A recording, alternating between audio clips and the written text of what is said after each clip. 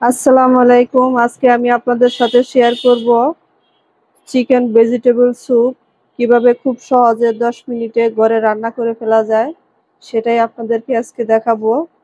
আমার রান্নাটা ভালো লাগলে অবশ্যই আপনারা লাইক, কমেন্ট, শেয়ার করবেন।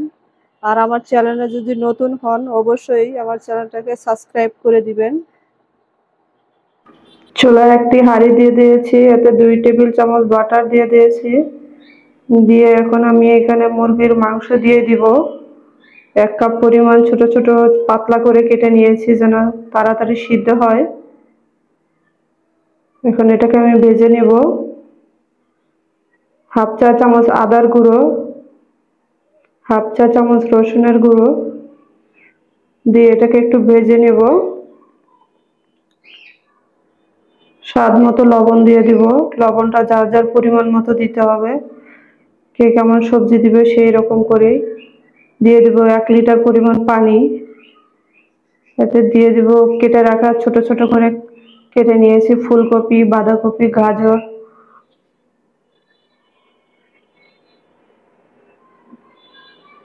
মাংসটা সবজিটা ভালোভাবে সিদ্ধ হয়েছে।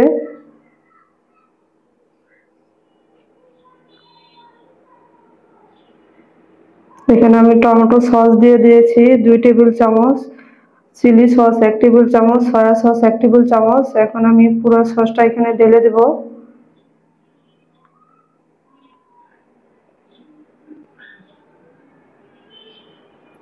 হাফ চা চামচ গোলমরিচ, আপনারা জাল যে যেরকম খাবেন সেরকম দিবেন।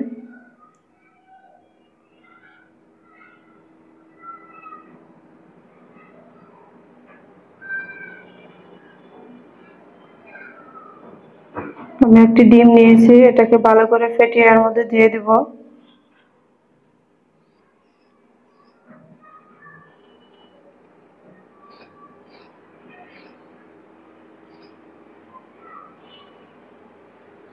ডিমটাকে আস্তে আস্তে নেড়ে চেড়ে দিয়ে দিতে হবে, মানে একসাথে জমে না যায়, দেখতে ভালো লাগবে না।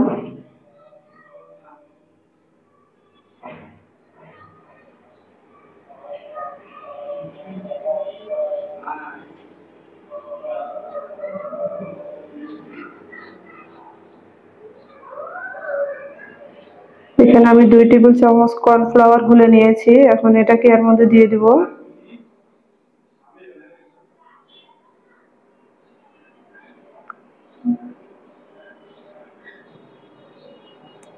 কর্নফ্লাওয়ারটা দেওয়ার সময় অবশ্যই ভালো করে নাড়তে হবে, কারণ এটা দেওয়ার পর এটা জমে যাবে স্যুপটা। একটু নেড়ে চেড়ে দিতে হবে ভালো করে। দেখতেই পাচ্ছেন কত সুন্দর হয়েছে স্যুপটা। এভাবে আপনারা বাসায় অবশ্যই রান্না করবেন।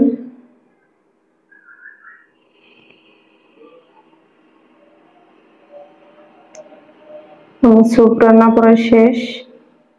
এই পর্যায়ে আমি স্যুপটাকে নামিয়ে নেব।